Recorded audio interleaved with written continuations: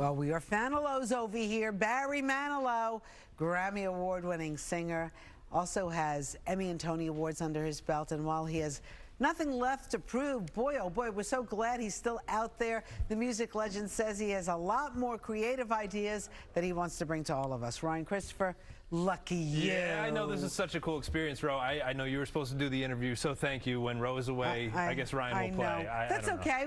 I'll hang out with Barry. Yeah. I'll just call Rob Shooter. You call Rob. We love Rob. And Bruce Sussman. And I know he was just in Fresco dancing around. Barry was as well. But how cool is this, Ro? Because Barry Manilow, he became a music sensation in 1974 with the classic Mandy, and fast forward 48 years now, he's as beloved as ever. And this month, Mr. Manilow was honored on stage at Carnegie Hall with the New York Pops, and now the Brooklyn-born Grammy-winning music legend taking over Radio City Music Hall for 5 nights with a 50-piece orchestra. So I was able to sit down one-on-one with Mr. Manilow, who turns 80 next month, and says there's no signs of slowing him down. I'm just not ready to sit around and watch television. I've got too much energy and too much creative ideas. I'm just not ready to stop yet. And he's not. Mr. Manilow is performing 5 nights at Radio City Music Hall with a 50-piece orchestra where you can expect to hear his biggest hits like Copacabana. Who is Lola? She's a character in our song, and she doesn't really exist. I'm sorry to break. Okay, I didn't know if it's based on somebody. Or... No, I'm sorry to break your bubble, but no, she's just a character, and so is Rico, and so is Tony, and that's our story about Copacabana. But Manilow didn't expect the song to be a hit. We started to write this novelty cut for that album, and it was great, and we loved it, and we thought it would just stay on the album. But and Arista Records didn't want to promote it. They also thought it was a novelty cut. It was the public that heard it on various radio stations and in various discos, and they kept demanding it. And it started to rise up the charts by itself with no help from the record company. And it turned out to be the biggest record in the whole catalog. When you mention me, and they don't know me, but they say Copacabana, they know.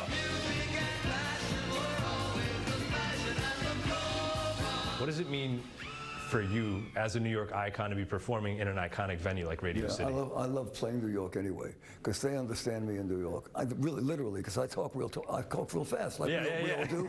It must be because I'm used to looking for a seat on the subway. So all of us talk real fast, and they understand me. Sure. But when I try that out of town, they don't understand me, so I have to slow down and say the next song is one that you might recognize, but in New York. You can just be yourself. It's a Brooklyn thing. Yeah. I love it. Now, how about when you're performing in New York? Do you change the set list, or do you go for, like, I dig New York? Is that one of the ones you start with? I'm not sure yet. This Radio City is very important, and it's very special. And I'm thinking about doing some things that I don't usually do when I'm on the road. And that's as far as I can take it. You're just too good to be true. Can't take my eyes off of you. What is it like for you performing in front of your New York fans? Are you going back to Brooklyn at all? Do you ever go back and visit? You know, I haven't. When I come into New York, I come in for business and then I go back. I've always wanted to go back to Williamsburg. This is where I come from. Sure. And people who know what Williamsburg used to be, their eyes go, oh, Williamsburg. It was very dangerous. The cab drivers wouldn't even take me across the bridge.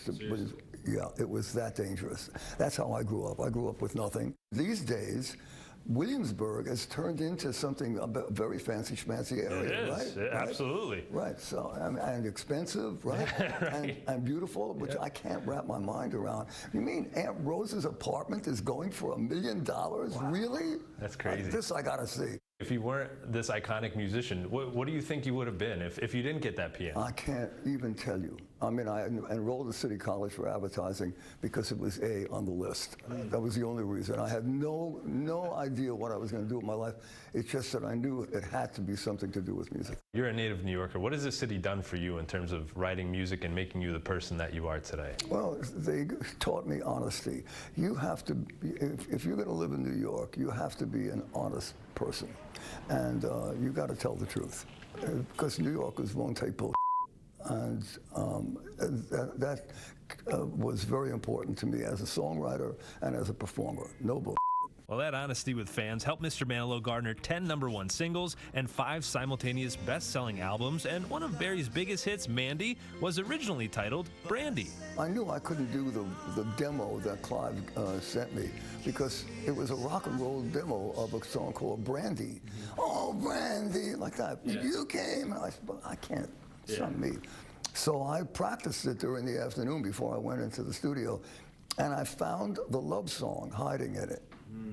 And I slowed it down, and I changed a little bit of the chords, and I gave it a key change and a big ending, and I thought, I could do this version. And that's what happened. I did the ballad, the love song version, and who would have known that that would have started off this career?